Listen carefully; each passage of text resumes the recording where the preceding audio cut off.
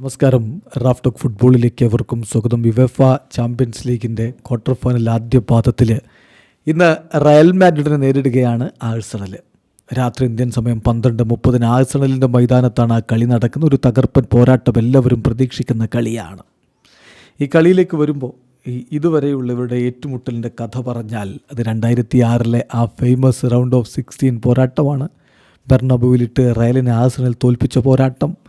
അന്ന് 2 പാദ മത്സരങ്ങൾ, ഒരു കളി സമനിലയായി ഗോൾ രഹിതം, മറ്റൊരു കളി ആഴ്സണൽ വിജയിച്ചു.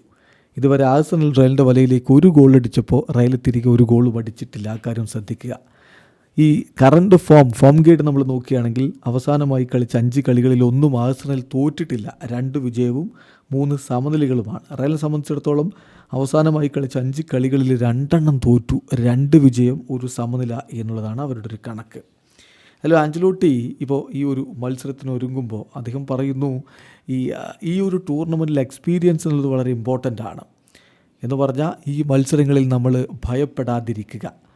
പ്രഷർ ഉണ്ടാകും, അത് വളരെ വ്യക്തമാണ്. സോ ഏറ്റവും ഇമ്പോർട്ടൻ്റ് ആയിട്ടുള്ള കാര്യം പ്ലെയേഴ്സിൻ്റെ എക്സ്പീരിയൻസും മറ്റുമൊക്കെ തന്നെയാണ്. അവർക്ക് മികച്ച പ്രകടനം നടത്താൻ കഴിയട്ടെ. അതേസമയം തൻ്റെ കരിയറിലെ ഏറ്റവും പ്രധാനപ്പെട്ട മത്സരങ്ങളിൽ ഒന്നായിട്ടാണ് മൈക്കൽ ആർട്ടിറ്റ ഈ കളിയെ കാണുന്നത്. 100% ഈ കളി വളരെ പ്രധാനപ്പെട്ടതാണ്.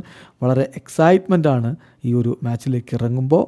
തീർച്ചയായിട്ടും മികച്ച പ്രകടനം നടത്താൻ പറ്റുമെന്നുള്ളൊരു പ്രതീക്ഷ അദ്ദേഹവും പങ്കുവെക്കുന്നു. 2 ടീമും ആരെയൊക്കെ ആദ്യ 11 ഇറക്കും നമ്മളൊന്ന് പരിശോധിക്കുകയാണ്.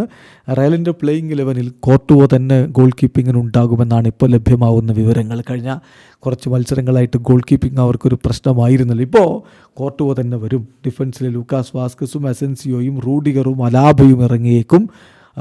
പിന്നെ വാൽവർദെ, കമവിംഗ, ബെല്ലിംഗാം എന്നിവരും മധ്യനിരയിൽ, റോഡ്രിഗോയും എംബാപ്പയും വിനിയും ചേർന്നുകൊണ്ട് മുന്നേറ്റങ്ങൾ നയിക്കും. ഈ രൂപത്തിലുള്ള ഒരു 11നെയാണ് ഇപ്പോൾ ആഞ്ചലോട്ടി ഇറക്കാൻ പോകുന്നത് എന്ന സൂചന സ്പാനിഷ് മാധ്യമങ്ങൾ നൽകുമ്പോൾ എന്തായിരിക്കും ആഴ്സണലിൻ്റെ 11 എന്നുള്ളത് കൂടി നമ്മളൊന്ന് പരിശോധിക്കുകയാണ്.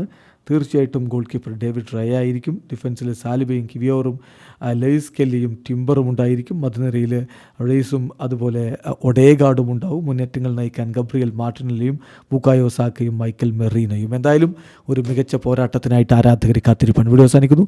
ഫുട്ബോൾ ലോകത്തെ കൂടുതൽ വിശേഷങ്ങളുമായി റാഫ് ടോക്സ് വീഡിയോ എത്താം.